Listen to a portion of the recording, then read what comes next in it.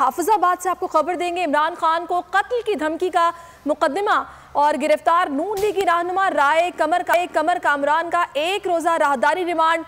मुलजिम को कल ATC गुजरांवाला में पेश किया जाएगा। मुकदमे में अता तारड़, सायरा अफजल तारड़ समेत 24 लीगी रहनुमाओं को नामजद किया गया है। इमरान खान को कत्ल की धमकी देने का और इस मामले में नून लीगी रहनुमा राय कमर कामरान का एक रोज़ा राहदारी रिमांड मंजूर हो गया और मुलजिम को कल ATC गुजरांवाला में पेश किया जाएगा। मुकदमे में अता तारड़, सायरा अफजल तारड़ समेत 24 लीगी रहनुमा नामजद किए गए हैं और इन्हीं की मौजूदगी में कत्ल की धमकी दी गई थी, लिहाजा इनको भी नामजद किया गया है।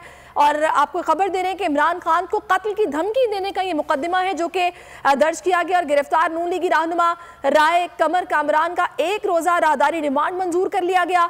मुलजिम को कल ATC गुजरांवाला में पेश किया जाएगा और उसके साथ साथ आपको बता दें कि मुकदमे में अता तारड़, सायरा अफजल तारड़ समेत 24 लीगी रहनुमा नामजद हैं।